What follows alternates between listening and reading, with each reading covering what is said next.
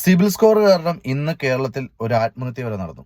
കാരണം നമ്മൾ ചിന്തിക്കേണ്ട ഒരു കാര്യമുണ്ട്. സിബിൽ സ്കോർ ഇല്ലാതാകുന്നത് നമ്മുടെ സർക്കാർ മനസ്സിലാക്കേണ്ട ഒരു കാര്യം വളരെ വ്യക്തമാണ്. നിങ്ങൾ തന്നെ പൈസ കൊടുക്കാതെ വരുമ്പോൾ KSRTCയോ അങ്ങനെയുള്ള ഒരുപാട് സ്ഥാപനങ്ങളിൽ പൈസ അവർക്ക് കിട്ടാതെ വരുന്ന ജീവനക്കാരുടെ കുടുംബം എന്ത് ചെയ്യും?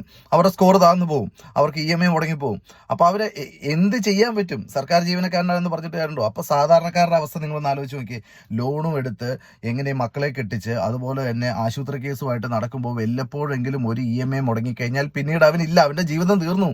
പിന്നെ മക്കൾക്കൊരു പഠിപ്പിക്കാനോ എഡ്യൂക്കേഷൻ കാര്യത്തിനോ അവർക്കൊന്നും നടക്കത്തില്ല. അവരെന്ത് ചെയ്യും? പലിശയ്ക്ക് പോകും.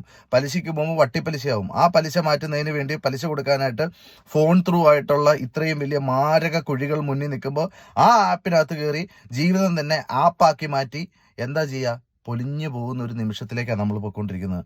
സോ ഇതിനൊരു വലിയൊരു സൊല്യൂഷൻ ആവശ്യമുണ്ട്. കാരണം സിബിൽ സ്കോർ കൊണ്ടും അല്ല ജീവിതത്തിൽ ഒരുത്തൻ്റെ സ്കോർ നിശ്ചയിക്കേണ്ടത്. അവൻ്റെ പ്രശ്നങ്ങൾ എന്താണെന്ന് തിരിച്ചറിഞ്ഞ് അവൻ അടയ്ക്കാൻ പറ്റാത്ത മാർഗ്ഗമാണെങ്കിൽ അതിൻ്റെ യഥാർത്ഥ പേപ്പർ സബ്മിറ്റ് ചെയ്ത് അവനെ അതിൽ നിന്ന് ഒഴിവാക്കുകയോ അങ്ങനെയുള്ള എന്തെങ്കിലും ഒരു സൊല്യൂഷൻ സർക്കാർ കാണേണ്ട സമയം കഴിഞ്ഞു. കാരണം സിബിൽ സ്കോർ ഇപ്പോൾ പുതിയതായിട്ട് നമ്മളൊരുത്തൻ ലോൺ എടുക്കാൻ പോവുകയാണെങ്കിൽ അവന് സിബിൽ ഉണ്ടാവില്ല.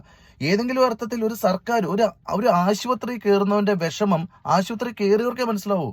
അങ്ങനെ ഏതെങ്കിലുമൊക്കെ തരത്തിൽ ആശുപത്രി കയറി നമുക്ക് ബുദ്ധിമുട്ടാണെങ്കിൽ തീർച്ചയായിട്ടും അതിൽ നിന്നും ഒഴിവാക്കി ഒരു കുടുംബം രക്ഷിക്കേണ്ട കാര്യം സർക്കാർ മുന്നോട്ട് വെക്കേണ്ട സമയം അതിക്രമിച്ചു.